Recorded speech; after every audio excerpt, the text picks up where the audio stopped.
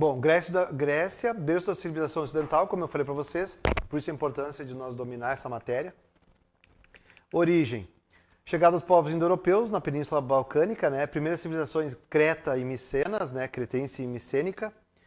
Legado que vai ficar para nós, civilização grega, aí alguns brigam se foi o Egito ou se foi a Grécia aí que desenvolveu o alfabeto, mas logo depois Roma também vai trazer vai acrescentar algumas coisas na nossa língua aí, que depois nós vamos chegar em Roma, nós vamos ver. Isso é o que menos importa para nós, mas sim algumas coisas que nós vamos ter de legado até hoje, além da língua, é claro. Mitos e lendas aqui, código de honra, que vai ser a democracia de Atenas, nós vamos chegar nisso já já. Lembrando para vocês que faz 2.500 anos antes de Cristo, então faz mais de 4.500 anos que nós estamos estudando a história e vocês vão ver muita coincidência com o que acontece hoje.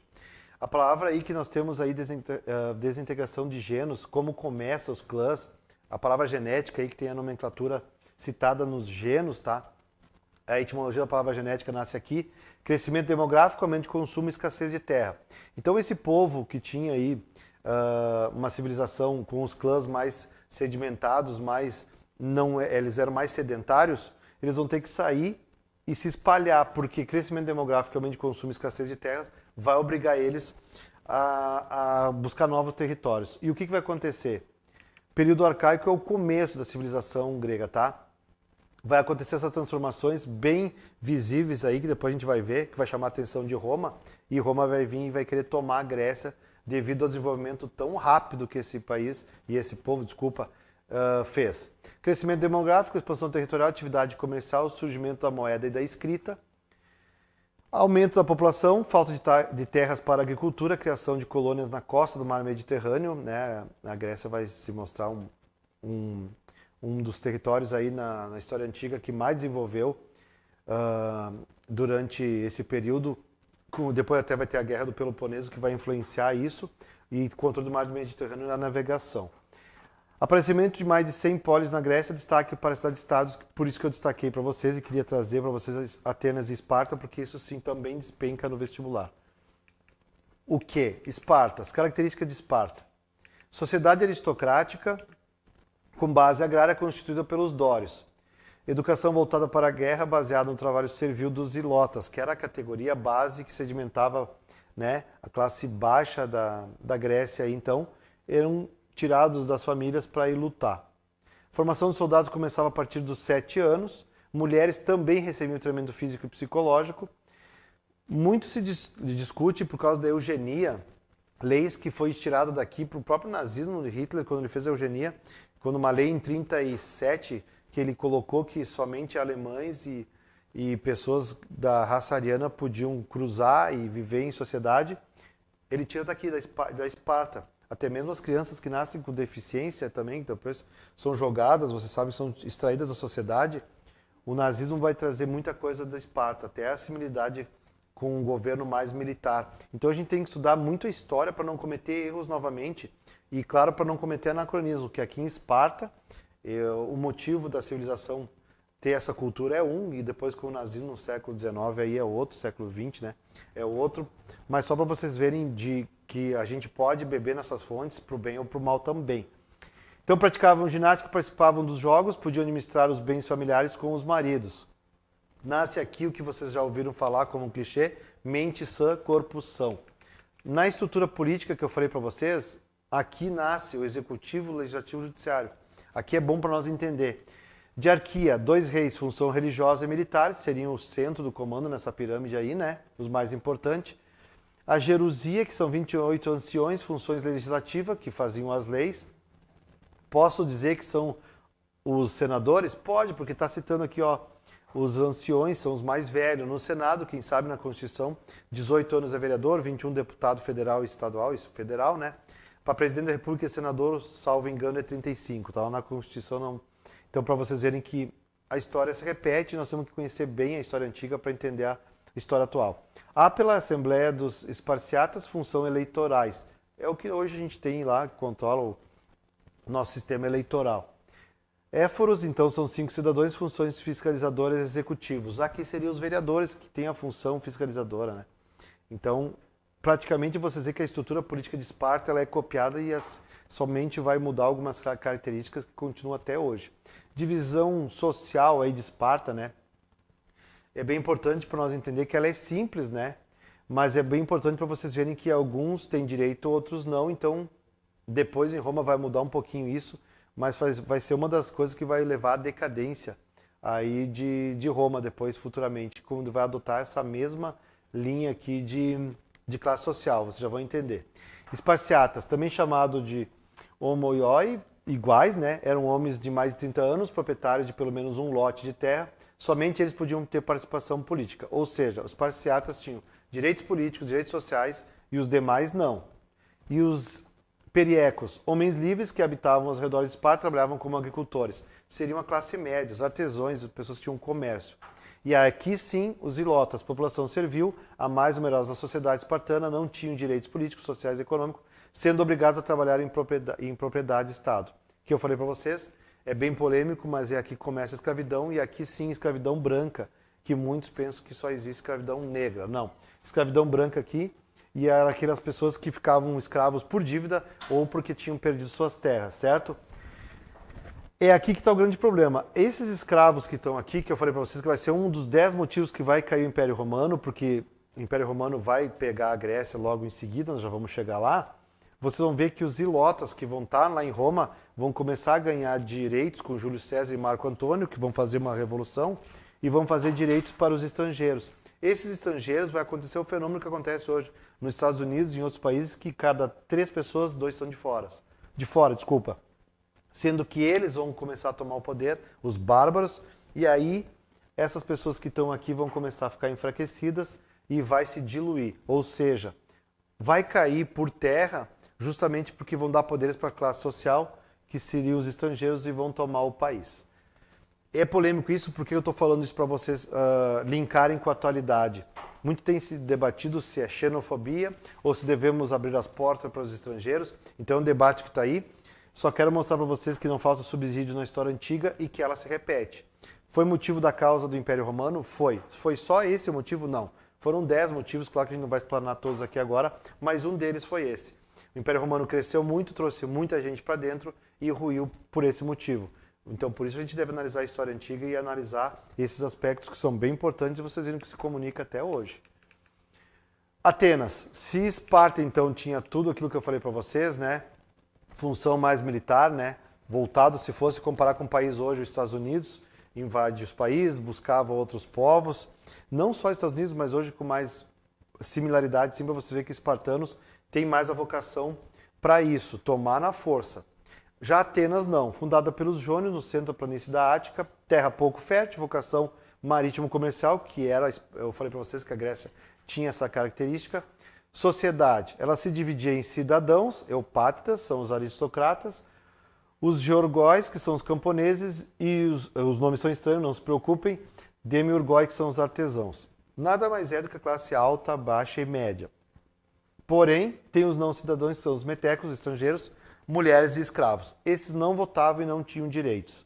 Então é uma contradição que eu coloquei para vocês, que vocês podem achar que é errar numa questão de Atenas, porque quando eles colocarem lá que Atenas é uma civilização que foi o berço da democracia, como que tinha escravo, mulheres não tinham direitos e nem todos eram iguais. Então olha o paradoxo. Se cair uma questão lá, vocês vão achar que não, mas isso existiu dentro da própria democracia grega.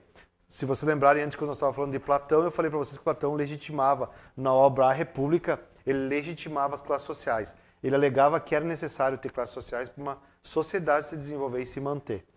Evolução política de Atenas: monarquia, oligarquia, tirania e democracia.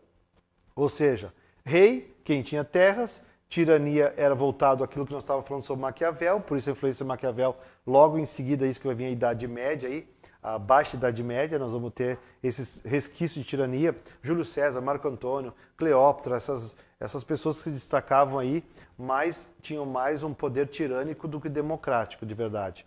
E aí, por fim, sim, a democracia, que Atenas aí vai aprender com toda essa parte da trajetória da história, que a democracia vai manter eles mais unidos de pé.